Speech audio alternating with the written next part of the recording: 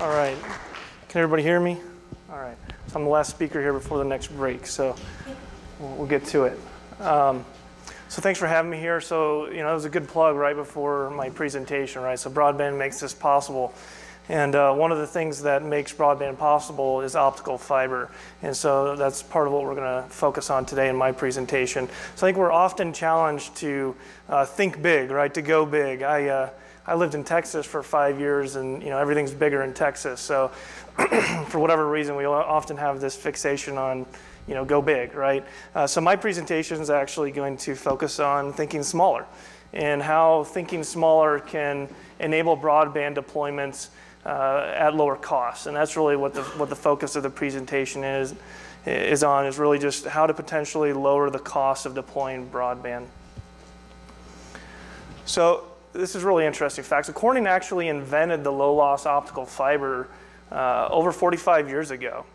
And this invention, this optical fiber, this piece of glass that's actually smaller than the human hair. Just think about that, right? This optical fiber that's smaller than the human hair has really transformed the way we think and go about doing things. It's enabled this digital revolution where we can communicate across the world and have all this data at our fingertips.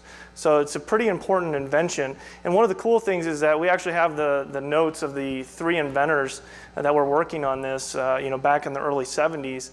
And their notes, they underlined really big whoopee, like, hey, we got it, right? They got below 20 decibels per kilometer. So we use this measurement called attenuation. How much does the light traveling over the optical fiber attenuate over a distance? And they actually got down to 17 decibels per kilometer. So to give you an idea of the impact of the evolution of optical fiber, today we're operating at 0.17 decibels per kilometer. So in that 45-year time period, a lot has improved, and that really enables long-haul networks that go across the ocean, that connect continents, connect cities, and it's pretty amazing. So since that point, over 2 billion kilometers of optical fiber has been deployed around the world. That's enough to travel from the Earth to the Sun 14 times. That's pretty amazing. Those are big numbers, right?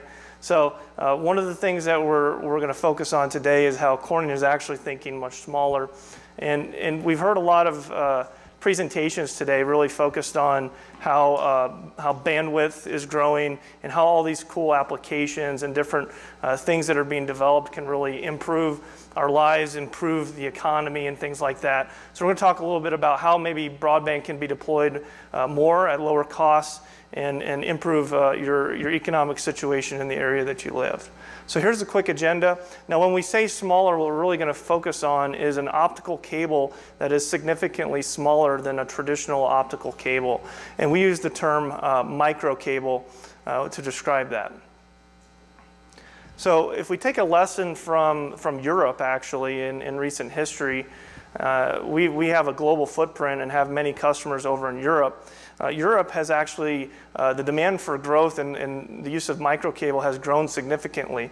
Now, an interesting thing here is that the majority of the cable installed in Europe is underground. And you think about what is different in Europe versus the majority of the US is that you have a lot of ancient cities, very congested, and it was really out of necessity where deploying optical fiber to meet the bandwidth demands of their population was really challenging. And you think about digging up some of these ancient historical cities, and it's really difficult. I mean, you saw the picture from the Google presentation, how much that street was dug up, and can you imagine like downtown Paris being dug up all over the place?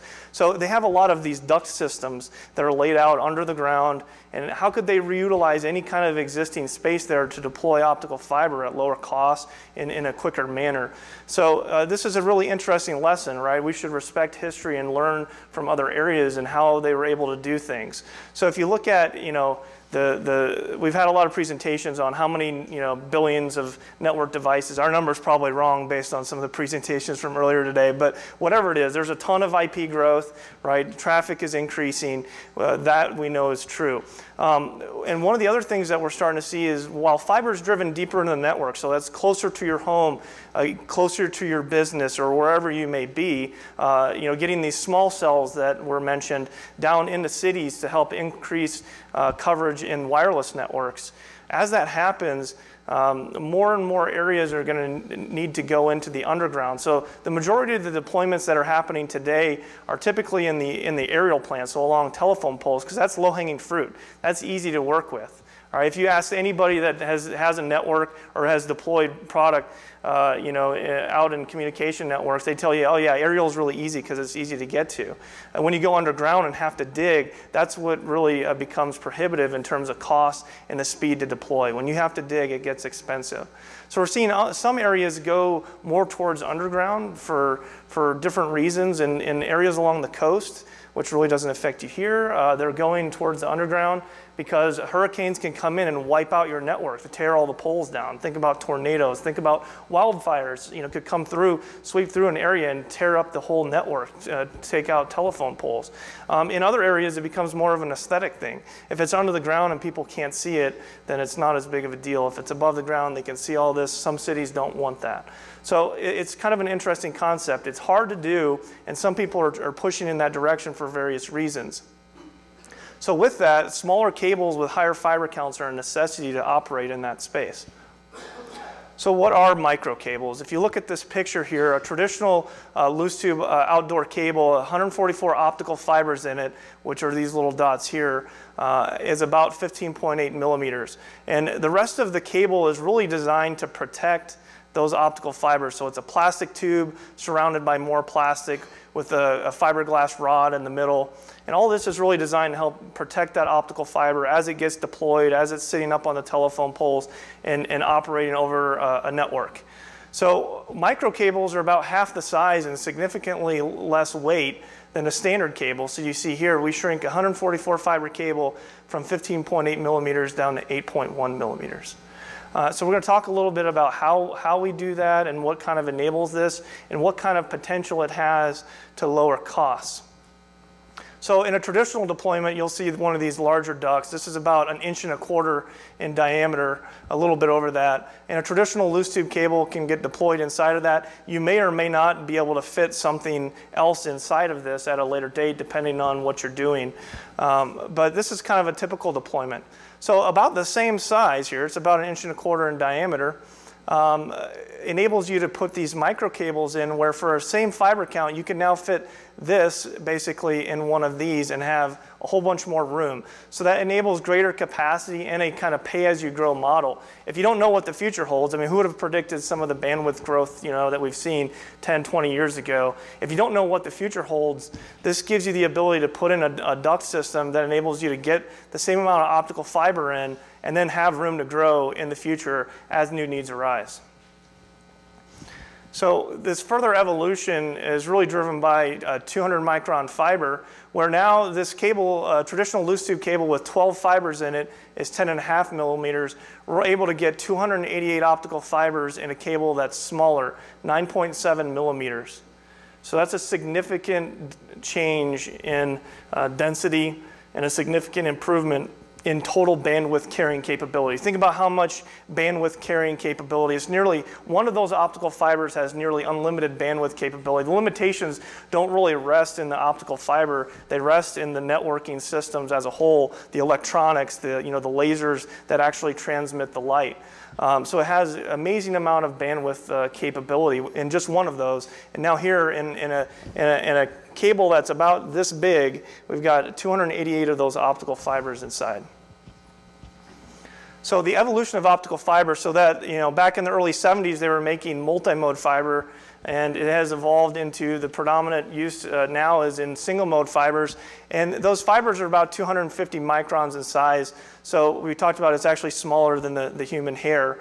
And now we've evolved this to a 200 micron optical fiber. So obviously with making an outside plant cable or making a cable, if you don't make the fiber smaller, the optical fiber smaller, you're going to be constrained at a certain point about how small you can make the cable and still have it be functional and usable out in a network. So this gives us another element of making things smaller to help solve some of those problems out in the network. So how do we do that? There are the three C's of optical fiber. So we have the core, which is the primary light carrying region, cladding, which actually make up the glass portion, the light carrying portion of the optical fiber, and then we put an acrylic coating on the outside to actually protect it. And that coating is typically stripped off of the optical fiber for termination and splicing. So the cool thing here is that we can keep the glass the same diameter, about 125 microns, and just shrink the coating down to get a 32% reduction in cross-sectional area. So it retains the same glass cladding diameter and basic optical properties and functionality, and makes it a little bit smaller. And here's why that matters.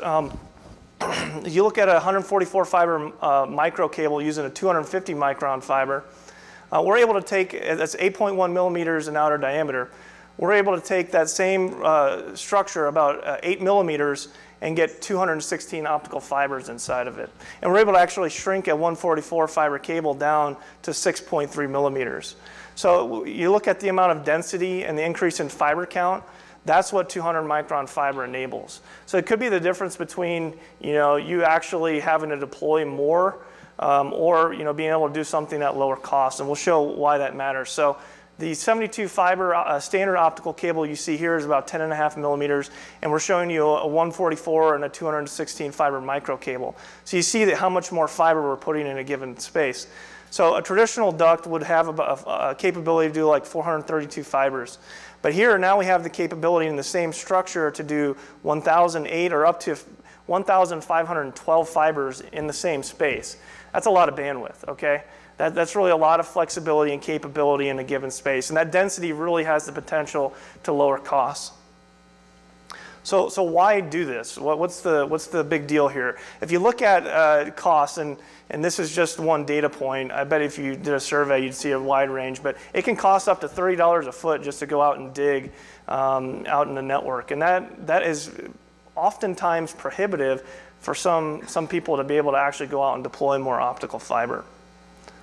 So ideally, you'd have a nice system that looks like this and is nice and clean and everything is routed in there and looking great. The truth is that there's oftentimes handholds and spaces where stuff is stored that looks really bad. I mean, it's really congested and crowded. And the pathway to upgrade is prohibitive because things are clogged up really bad. And like we just talked about, to really deploy new infrastructure and put new conduit in the ground is sometimes extremely costly and can't be, that burden can't be taken on for some people trying to deploy networks. So if we look at an existing duct, oftentimes there's a cable inside of it already and some free space. So if we look at this, if we have about 10 millimeters of free space, you could fit another 72 optical fibers inside of that space. But microcables actually enable you to potentially double the amount of optical fiber. So if you put it inside of this, it's a microduct. So a microduct would go in this space, and then you'd put a microcable inside of that duct. You have the potential to go from a 72 to a 144 fiber cable. So if you can avoid digging at $30 a foot or whatever your price may be, even if it's $10 a foot, that time and that effort, and even think about how disruptive it can be to shut down a road and augment traffic and things like that. If you can avoid that digging, it has a significant impact in the time and the cost to actually deploy more optical fiber. Another example here is in a new situation, if you're planning on putting in conduit or duct systems, if you were to look at just doing a traditional 1.25" duct here versus doing a micro cable, there are 7 microducts inside of here. Your upfront costs, your first install costs are about the same. But if you can't use this duct and you have to install a new duct, the cost to deploy more is significantly more expensive than if you were to have one of these open ducts available to just install a cable inside of it. So the cost savings here is significant when you look at deploying optical fiber out into the future. So in a quick summary here, so smaller, lighter cables are a necessity when you really think about the growth in broadband utilization, and the main backbone behind that is the optical fiber. Even wireless systems have an optical fiber somewhere in that network. So when you're making a call, when you're posting a photo to Facebook or doing a Google search or whatever it may be, there's a very high likelihood that whatever you're doing is getting transmitted over optical fiber. So as this bandwidth demand really increases, people are going to have to deploy more fiber into the network and deeper into the network. So as we develop and evolve optical fibers and cables, this really has great potential here in the state of Utah and elsewhere to improve broadband deployment. And actually, we are actively deploying our Corning mini extend cables here in the state of Utah already. So this isn't something that's brand new. It's actually been done for a while.